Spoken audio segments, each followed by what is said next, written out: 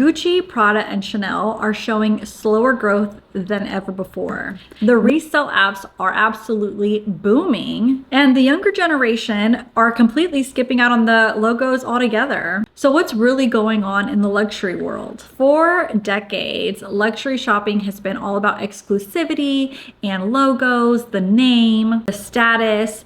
Owning a luxury handbag wasn't just a purchase, it was a statement. It was an eye catcher. But here in 2025 and going forward, I think we are headed towards a change in the way we view fashion and what we are spending our money on. There's a lot of economic instability. There is a growing focus on sustainability, and the rise of the resale culture, like the apps and the websites, are really changing the game for luxury sellers and people who purchase luxury. And the rise of the resale culture and the resale websites and apps is really changing the world of luxury and what it is today. Here's some evidence that luxury shopping is changing. Some of the biggest brands are seeing slower growth than ever before. People aren't chasing the flashy logos, the name brand, the designers that they were doing even 10 years ago. Enter the era of quiet luxury. Minimalist, understated pieces that don't really scream wealth, they whisper it. And the younger consumers, they're investing more on travel, experiences, things that are going to make their lives easier, things that are going to enrich their life for the better, and they're not spending as much on materialistic things, or they're buying from the resale market. So to my counterpoint, luxury is not exactly dead, but some items like handbags, watches, and sneakers, those have lasted the test of time, and those are still increasing in popularity. In global markets like China, the demand is still very much booming, which brings me to another point. So while the flashy logo may be behind us, true luxury is evolving, not disappearing. However, I will say that I have seen an uptick on fake luxury handbags being sold, especially on TikTok. I have actually had people message me on my YouTube account asking if I would share replicas of certain designer handbags that look nearly identical to the real ones. And it is just not something that I am interested in doing.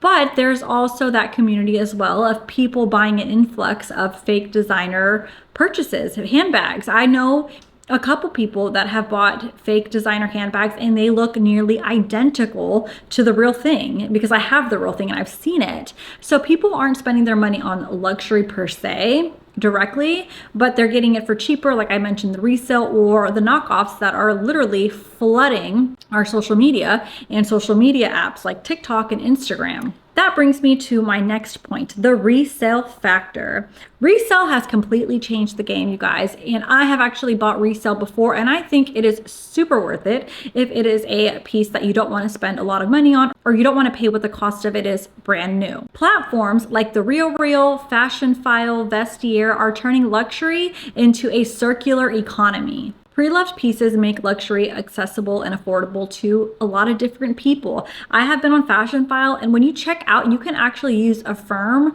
which is a monthly installment payment plan for luxury purchases. And I'm sure there are many people that have taken advantage of that because of the accessibility of it, as far as being able to purchase now and pay later. So pre-loved luxury makes it accessible while still keeping it relevant.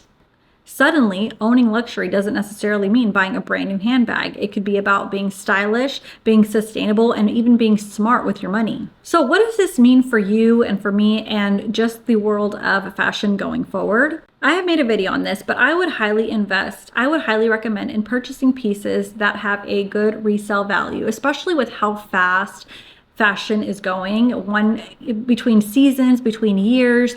I wouldn't fork out $4,000, $5,000, $3,000, whatever it may be on a handbag that you are buying only because it's trendy. I would first look on the resale market and see if they have something similar to what you want and potentially save yourself thousands of dollars. I will say my sister recently sold a bag to Fashion File, and it was a Louis Vuitton monogram canvas, not a classic monogram canvas piece, just another one that is also really popular. And I think she paid about $1,500, $1,600 for it, or maybe even a little bit more, but they only gave her $800. So you guys, it's really not worth selling a bag that you are only buying for the season or temporary. Buy a bag that you absolutely love and that you're going to use for years to come. If you are looking to keep up with the trends, obviously I would skip the flashy logos, which it hurts me because I am a millennial through and through. I am the girl that literally went to the club in high heels and an office top and skinny jeans. That was the look back then. And I love my Louis Vuitton monogram canvas, so I'm still gonna wear it because I don't care what people think. But if you are someone that is really into trends and keeping up with what is hot and new, definitely, it hurts my heart to say this, but logos are fading out and quiet luxury is coming in, and it is here to stay.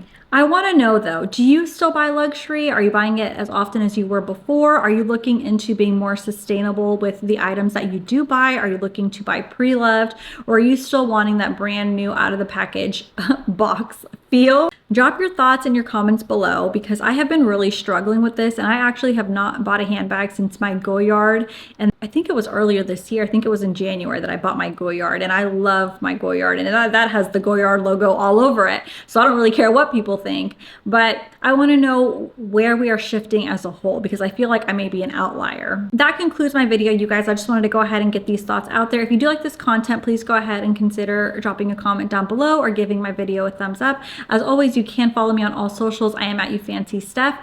Please consider subscribing. It does help my channel, and I help create videos like this for you guys. So thank you guys for watching, and until next time, bye-bye guys.